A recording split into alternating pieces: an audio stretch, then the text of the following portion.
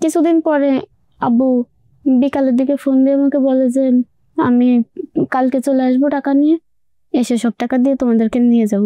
কিন্তু যেদিন আব্বু বলে সেই দিন সন্ধ্যার দিকে ফোন আসে যে আব্বু মারা গেছে। কিন্তু যদি বিষয়টা এমন হয়ে থাকে যে আপনার বাবাও বেঁচে আছে, কেউ মারা যায়নি, কিন্তু তখন বলা হয়েছিল যে আব্বু মারা গেছে। আমার ভাইকে আমি চিনতে পারবো কারণ আমার ভাইয়ের যে কোনো একটা হাতের 2টা আঙ্গুল ছিল না। That's a great clue. বাড়ির পাশে একটা নদী ছিল, আর ওই নদীর এই পারে একটা বাজার ছিল, বাজারটার নাম ঘুনি বাজার ছিল। বাজারটার নাম হচ্ছে ঘুনি বাজার। তো আপনাকে রাখতে চাচ্ছিল কেন? এটা আমি ভালো বলতে পারি না। একটা অদ্ভুত গল্প। আসসালামু আলাইকুম প্রিয় দর্শক এবং শ্রোতা, আল্লাহ সর্ব অবস্থায় আমাদের সবার মঙ্গল করুন সেই দোয়া এবং শুভকামনা জানিয়ে শুরু করছি studio of creative arts limited বা সকার সামাজিক যোগাযোগ মাধ্যম এর জন্য নির্মিত অনুষ্ঠান আপন ঠিকানার আরও একটি পর্ব। যারা এই পর্বে যুক্ত হয়েছেন আপন ঠিকানা সম্পর্কে জানেন না তাদের জন্য বলছি, আপন ঠিকানা হচ্ছে বাংলাদেশে সামাজিক যোগাযোগ মাধ্যমের জন্য এমন একটি নির্মিত অনুষ্ঠান যে অনুষ্ঠানের মাধ্যমে অসংখ্য ছেলে মেয়েদেরকে আমরা পোর্ট্রে করেছি, তাদের গল্পগুলো সামনে নিয়ে এসেছি যারা পরিবার থেকে হারিয়ে গিয়েছেন, এবং প্রায় 800-র কাছাকাছি, এবং তাদের মধ্য থেকে প্রায় 500-র কাছাকাছি ছেলেমেয়েদেরকে আমরা পরিবারে ফেরাতে পেরেছি বিগত 4 থেকে 4.5 বছরে। নিঃসন্দেহে বাংলাদেশের ইতিহাসে, সামাজিক যোগাযোগ মাধ্যমের ইতিহাসে এটি একটি অনন্য উদাহরণ। তবে আত্মতৃপ্তির জায়গাটি আমরা বরং বলতে চাই এইভাবে যে আলহামদুলিল্লাহ, কিন্তু কখনোই এটা আমাদের গর্বের জায়গা যেন না হয়। আল্লাহ আমাদেরকে কাজটা করার সুযোগ দিয়েছেন, সেই জন্য আল্লাহর দরবারে লাখ কোটি শুকরিয়া আমরা জানাই, এবং তিনি যেন আমাদের এই কাজটিকে কবুল করেন। নইলে এত চমৎকার, এত সুন্দর একটি কাজ তিনি যদি আমাদের প্রতি খুশি না হন, এর চাইতে বড় ফেইলিওর জীবনের আর কিছু হতে পারে না, তাই না? কথা বাড়াবো না, যে বোনটি আজকে আমার সঙ্গে আছেন তার সম্পর্কে আমরা জানার চেষ্টা করব, তার পরিবার আমরা খুঁজে দেওয়ার চেষ্টা করব। আর আপনি যদি আপনার পরিবারকে খুঁজতে আমাদের অনুষ্ঠানে আসতে চান, দয়া করে আমাদেরকে ফোন করবেন। আমাদের ফোন নাম্বার হচ্ছে 09639887777। আপনার নাম কি? শাহনাজ পারভিন আখি। শাহনাজ পারভিন আখি। এটা কি বাবা মায়ের দেয়া নাম? জি। ওকে, আপনার বয়স 18 বা বেশি কিছু হতে পারে, আপনি বলছেন। আপনার বাবার নাম কি ছিল? শফিকুল ইসলাম। শফিকুল ইসলাম। আপনার মায়ের নাম মনে নাই? আরেকটা নাম বলছেন আপনি যেটা হতে পারে, ওটা কোনটা? রিনা বেগম। রিনা বেগম। আপনি কি সবসময় এরকম আস্তে কথা বলেন? জি। কেন? মাদ্রাসায় সব হুজুরা বলে যে আস্তে কথা বলতে হবে। আচ্ছা, মাদ্রাসায় হুজুরা বলেন, এটা নারী, ঠিক আছে, হুজুরা বলেছেন, সেটা একটা ব্যক্তিত্বের ব্যাপার আছে। তো কিন্তু আপনি একটু আমার অনুষ্ঠানের জন্য আরেকটু ভলিউমটা আপ করেন, তাতে আমাদের রেকর্ডটা করতে সুবিধা হবে, ঠিক আছে? ওকে। আপনারা কয় ভাই বোন? 4 ভাই বোন। 4 ভাই বোন। আপনি সবার ছোট ছিলেন না? জি। আপনার বড় ভাইয়ের নাম কি ছিল? আরাফাত হোসেন। আরাফাত হোসেন।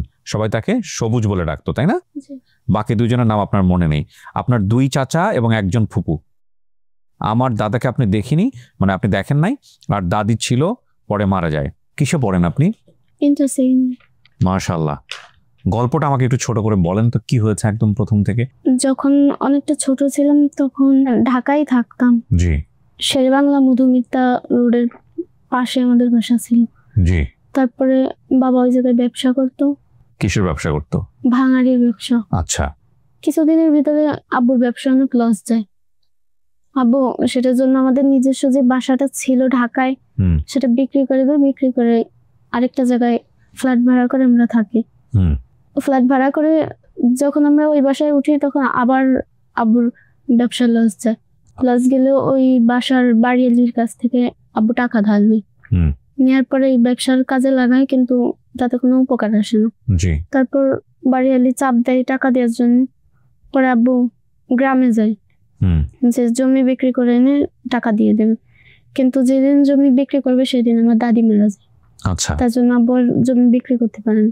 কিছুদিন পরে আব্বু বিকালের দিকে ফোন দিয়ে আমাকে বলে যে আমি কালকে চলে আসবো টাকা নিয়ে, এসে সব টাকা দিয়ে তোমাদেরকে নিয়ে যাব। কিন্তু যেদিন আব্বু বলে সেই দিন সন্ধ্যার দিকে ফোন আসে যে আব্বু মারা গেছে। কে ফোন দিয়েছে এটা? আমার বড় কাকু। কিভাবে মারা গেল? স্ট্রোক করছিল। আরে। তারপরে আম্মু ভাবে যে আমাকে নিয়ে চলে যাবে, কিন্তু বাড়িওয়ালি আর কি যেতে দেয় না, বলে যে যাওয়া যাবে না। অনেক চেষ্টা করার পরেও আম্মু আমাকে নিতে পারে না, কিন্তু আব্বুর জন্য আম্মু চলে যায় একা একাই। আমার বড় যে ভাইটা ছিল, সবার বড় না, মানে আমার বড় যে ছিল তাকে নিয়ে আর আপুকে নিয়ে চলে যায়, আর আমার বড় ভাই আমার কাছে থেকে যায়। মানে 2 জনকে রেখে বাকি সবাই চলে গেছে? হ্যাঁ, আম্মু চলে গেছে।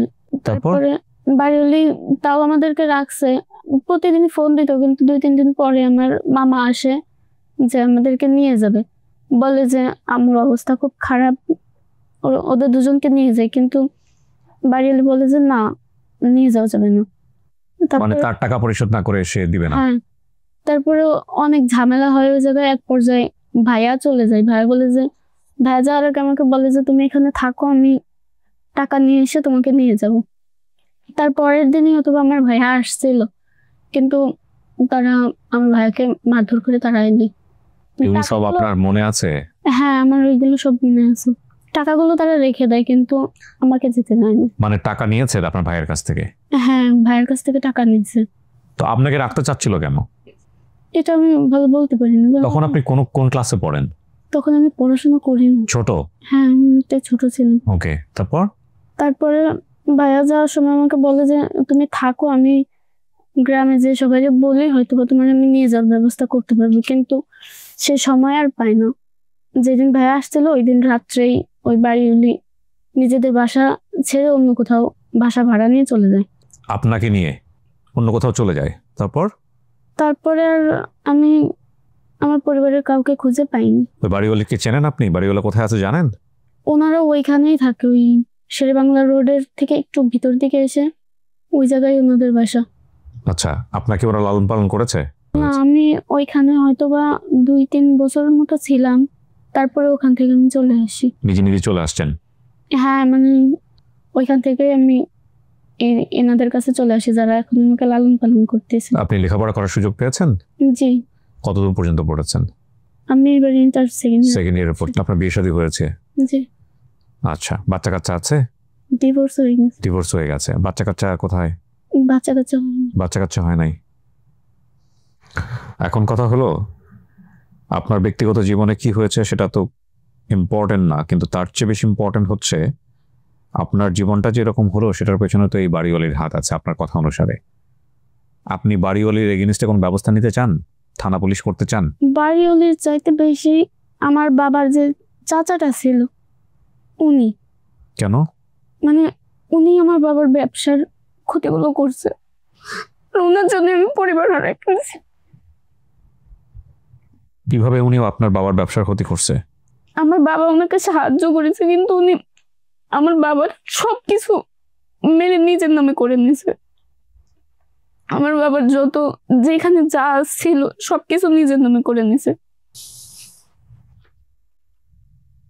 একটা অদ্ভুত গল্প, এটা খুব ভয়ঙ্কর একটা গল্প। কিন্তু এভাবে যে আপনার বাবা যে মারা গেলেন বা মা যে বেঁচে আছেন কি আদৌ নেই?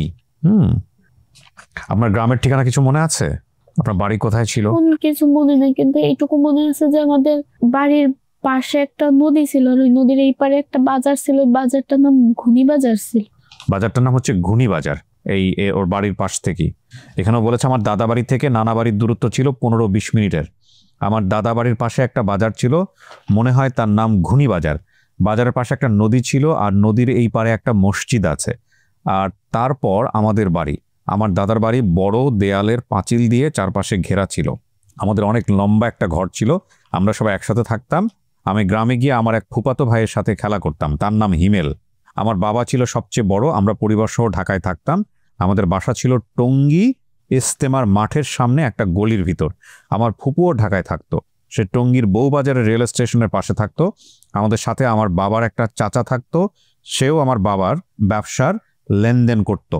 আমাদের বাসার পাশে মধুমিতা শেরেবাংলা রোড, আর তার পাশেই একটা জায়গায় বাবা ব্যবসার কাজ করত। আমার বাবা ঢাকায় ভাঙাড়ির ব্যবসা করত। আমার দাদা বাড়ি থেকে একটু দূরেই নানা বাড়ি ছিল, আমরা নৌকায় করে নানা বাড়ি যেতাম। আমার নানাকে আমি দেখি নাই, আমার নানি ছিল, তবে সে আমার মার সৎ মা ছিল। আমার মামারা 3 ভাই বোন, 2 ভাই, আমার মা একা ছিল। আমার ছোট মামা এই ঘুনি বাজারের একটা কলেজের শিক্ষক ছিল, গ্রামের কথা কিছু মনে নেই। সো ঘুনি বাজারের একটা কলেজের শিক্ষক ছিল হচ্ছে ওর ছোট মামা। আমাদেরকে ঘুনি বাজারটাই খুঁজে বের করতে হবে, গ্রামের কথা আর কিছু মনে নেই। আমার ভাইকে আমি চিনতে পারবো, কারণ আমার ভাইয়ের যে কোনো একটা হাতের 2টা আঙ্গুল ছিল না। That's a great clue. আমরা 3 ভাই বোন, দেখতে আব্বুর মতো দেখতে, আর আপু আম্মুর মতো দেখতে। কিন্তু যদি বিষয়টা এমন হয়ে থাকে যে আপনার বাবাও বেঁচে আছে, কেউ মারা যায়নি, কিন্তু তখন বলা হয়েছিল যে আব্বু মারা গেছে।